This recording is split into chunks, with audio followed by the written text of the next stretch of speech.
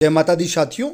नवरात्रि के पावन पर्व में कन्या पूजन का एक विशेष महत्व हमारे हिंदू धर्म मान्यताओं के अनुसार कहा जाता है कि अगर आपने अपने घर में कन्या पूजन कराया या कन्या का पूजन किया, कन्या को भोजन कराया, तो नवरात्रि में अगर आप व्रत रहते हैं या नहीं भी रहते हैं तो भी आपको नवरात्रि के व्रत के बराबर फल मिलेगा। आपने गांवों में अपने घरों में देखा होगा, माताएं अगर व्रत रहें या ना रहें परंतु कन्या पूजन अवश्य कराती हैं। मतलब ये नियम हमारी पीढ़ी दर पीढ़ी सबको पता है, बट आज के समय में धीरे धीरे कुछ लोगों को इन नियमों के बारे में जानकारी नहीं है।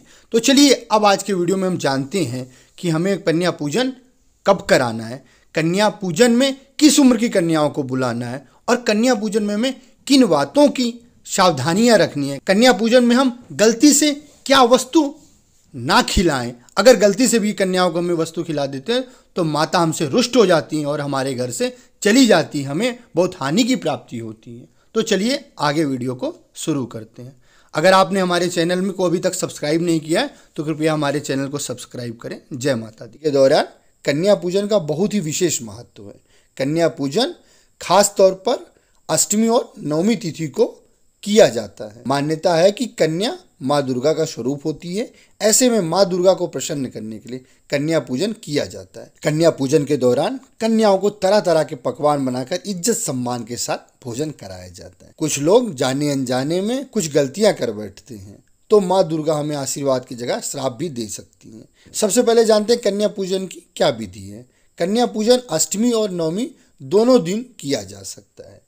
इस दिन सुबह उठकर घर को साफ सुथरा कर ले, इसके बाद स्नान करके पवित्रता के साथ पूड़ी, सब्जी, मीठा, खीर, चना आदि बनाएं। इस दिन कन्याओं को भोजन के लिए शुभ आमंत्रित करें। कन्याओं को एक दिन पहले भी आमंत्रित किया जा सकता है। उन्हें आदर सत्कार के साथ बैठाकर भोजन कराएं। ध्यान रहे कन्याओं की उम्र 2 साल से 10 साल के बीच होनी चाहिए। सामान्यतः कन्या की संख्या 9 होनी चाहिए। इसे अपनी आवश्यकता के अनुसार कम ज़्यादा सामर्थ्य के अनुसार किया जा सकता है। नवरात्रि में कन्या पूजन के लिए 9 दिनों में आप 9 कन्याओं को भोजन भी करा सकते हैं। डेली एक कन्या को आप भोजन करा सकते हैं। फिर अष्टमी और नवमी को सामर्थ्य के अनुसार 1, 5, 7 और 9 कन्याओं को भोजन कराना चाहिए। कन्याओं को भोजन कराते समय उनके पैर परात पर या किसी बर्तन पर अपने हाथों से धुलें। हो सके तो अपने घर के किसी बालक या सदस्य से उनके पैर धुलवाएं। उसके बाद अक्षत, पुष्प, कुमकुम चढ़ाएं। इसके बाद उनको टीका लगाकर उनके हाथों में रक्षा सूत्र बांधें। फिर उन्हें भोजन करने के लिए पूर्व दिशा में बैठाकर भोजन कराएं। कन्याओं को खीर, पूड़ी, सब्जी, हलवा, चना परोसें।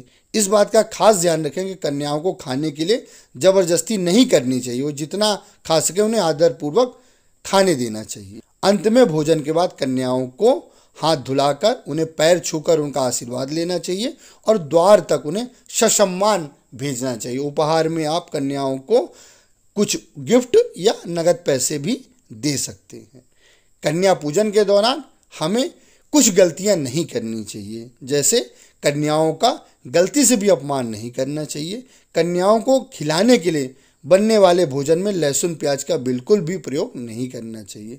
कन्या को भोजन कराने से पहले भोजन को जूठा नहीं करना चाहिए। उस दिन कन्या को भोजन कराने से पहले किसी अन्य सदस्य को भोजन नहीं कराना चाहिए और कन्याओं में आपस में किसी जाति धर्म को लेकर मतभेद नहीं करना चाहिए, भेदभाव नहीं करना चाहिए। कन्याओं को भोजन कराते समय उन्हें गलती से भी ना डांटें, पूरी श्रद्धा के साथ उन्हें भोजन कराएं।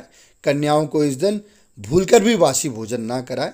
9 कन्याओं के साथ एक बालक को भी भोजन कराना चाहिए, वो भैरव का स्वरूप होता है। अंत तक हमारे साथ बने रहने के लिए आप सभी का बहुत बहुत धन्यवाद।